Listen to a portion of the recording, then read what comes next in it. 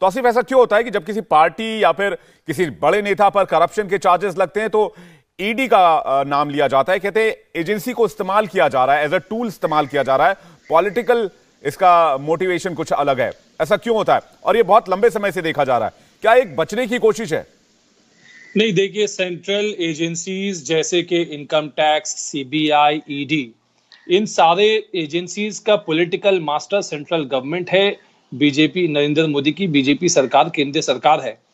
अब आप देखिए कि केसेस जो है करप्शन के, घोटाला के, स्कैम के कहां कहां पे लगे।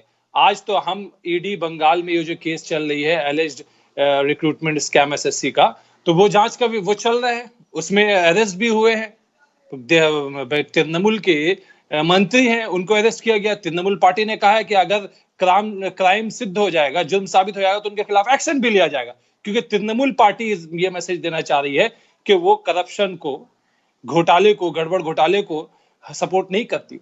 लेकिन आप उसी का दूसरा पहलू देखिए, ये वही ईडी, सीबीआई और आईटी है, सेंट्रल एजेंसीज है, जिनकी जिम्मेदारी है दूसरे स्कैम की तरफ। बीजेपी के असम के chief minister Himanta Biswa Sarma, water supply scam. Madhya Pradesh के chief minister Shivraj Singh Chouhan, Vyapam scam. Narayan Rane Maharashtra के, money laundering and land scam. आप बीएस येदुरप्पा कर्नाटका बीजेपी सीएम के, land mining scam. Reddy brothers of Bellary, बड़े बड़े स्कैम है। यहां तक के प्रधानमंत्री के खिलाफ श्रीलंका के प्रेसिडेंट ने कह दिया कि प्रधानमंत्री ने फोन करके बोला कि अदानी को जो है ये कॉन्ट्रैक्ट दे दो श्रीलंका में। इसके अलावा मैं आपको बताता हूं बीजेपी का पूरा A to Z स्कैम में आपको बताता हूं। क्या इन मामलों में जांच नहीं हुई है Tauseef? Balco scam, chikki scam, dal scam, earthquake relief fund scam, fisheries scam. नहीं तो इसका मतलब तौसीफ खान, ठीक है, आप ये तौसीफ, लंबा लिस्ट मुझे कंप्लीट, मैं वही कह रहा हूं, आप लिस्ट पढ़ते रहिएगा, मुझे इससे कोई एतराज नहीं, आप लिस्ट पढ़िए। मिनट में मैं लिस्ट कंप्लीट कर लूंगा, आप लिस्ट पढ़िए। मैं तौसीफ, आप मेरी बात सुनिए, आप मेरी बात तो सुन लीजिए, आप लिस्ट पढ़िए, मुझे कोई एतराज नहीं है।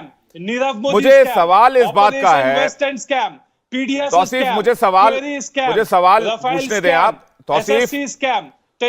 तौसीफ, अगर इसका जवाब आप बीजेपी प्रवक्ता से ले लीजिएगा, बैठे हुए गुरु प्रकाश जी, लेकिन आप मेरी बात नहीं सुन रहे। दिक्कत इस बात से होती है, देखिए, जब आप एंकर की बात नहीं सुनेंगे ना डिबेट में, तो फिर डिबेट डिरेल हो जाएगी, फिर समझ में नहीं आएगा कौन क्या बोल रहा है। मैं आपसे ये कह रहा हूं कि सुचिता की राजनीति ये कहती है कि मंत्री पर एक्शन होना चाहिए था, लेकिन आपने काउंटर करने के लिए आपने कुछ और घोटाले गिनवाए और कहा कि ये घोटाले हुए तो उस घोटाले को जस्टिफाई किया जाना चाहिए। तौसीफ खान, मैं ये कह रहा हूं कि घोटालों के खिलाफ एक्शन क्यों नहीं होता? ठीक है, ये सिर्फ नॉन बीजेपी स्टेट में सीबीआई ईडी आ जाती है दाल रोटी। नॉन बीजेपी स्टेट में सीबीआई ईडी आ जाती है। गुरु प्रकाश जी, उसके बाद ऋषि जी मैं आपके पास आ रहा हूं। बीजेपी स्टेट का गड़बड़ घोटाला का दाल रोटी कैसा है? बीजेपी स्टेट का गड़बड़ घोटाला सामने नहीं आता, लेकिन एक्शन तो लेना चाहिए ना। Tauseef Khan, as a journalist आप ऐसा बोल तो सकते ही हैं, कम से कम राजनीतिक विश्लेषक के, कम से कम जब तक जांच चल रही है तब तक आप मंत्री पद पर नहीं रही है, आप खुद छोड़ दीजिए मंत्री पद, ऐसा टीएमसी कर तो सकती थी, एक मिसाल भी पेश होती।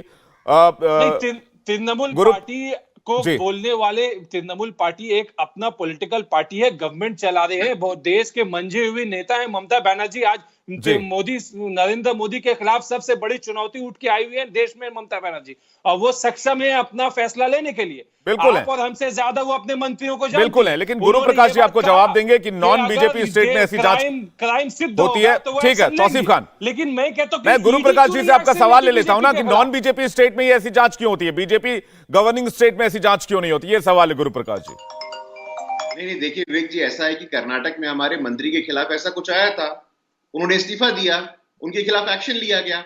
लेकिन इस प्रकार जितने भी उन्होंने स्कैम की सूची गिनाई है, राफेल स्कैम में सुप्रीम कोर्ट ने क्या कहा था, जाके देख लीजिएगा। इसीलिए पत्रकारिता के नाम पे देश को भ्रमित मत करिए आप। इस देश में न्यायपालिका है, इस देश में संविधान है, और आपने एक एक स्कैम में कोर्ट ने ऑब्जर्वेशन दिया है। राफेल स्कैम में राहुल गांधी ने माफी तक मांगी है, इसलिए मुझे नहीं लगता कि हमें स्पष्टीकरण देने की जरूरत है। इस देश में अगर स्पष्टीकरण कोई देता है तो इस देश की न्यायपालिका देती है, देश का संविधान देता है, और इस देश के लोग, मैं बीच में नहीं बोल रहा था, यदि इस प्रकार लड़ना है तो मैं, आप बोल लीजिए तौसीफ जी, मैं बीच में नहीं बोल रहा था, आपके थोड़ा संस्कारों का परिचय देंगे। इसीलिए सुप्रीम कोर्ट है इस देश में, और इस देश की जनता है, और टीएमसी कितना मजबूती से लड़ाई दे रही है वो दिख गया। यशवंत सिन्हा को 100% वोट आ गए हैं। यशवंत सिन्हा आज देश के राष्ट्रपति हैं, बहुत मजबूत उम्मीदवार थे वो टीएमसी के। इसलिए मुझे नहीं लगता है कि टीएमसी हमें कोई पॉलिटिकल फाइट देने के लिए आज कॉम्पिटेंट है, वो काबिल नहीं है इस लायक कि हम लोगों को लड़ाई दे सके। इसलिए इस बात को मत बोलिए आप लोग। इस देश में न्यायपालिका है। अभी प्रेसिडेंट के इलेक्शन में बीजेपी अपने एमएलए को लेकर रिसोर्ट में बैठी हुई थी, आपको मालूम है बात? एक एक करके रिसोर्ट में बैठी हुई। मैं तौसीफ खान एक एक करके मैंने पहले ही रिक्वेस्ट किया हुआ है सबसे।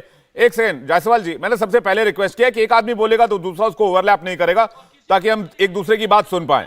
गुरु प्रकाश जी अपनी बात पूरी करें, ऋषि जी इसके बाद में आ रहा हूं आपके पास।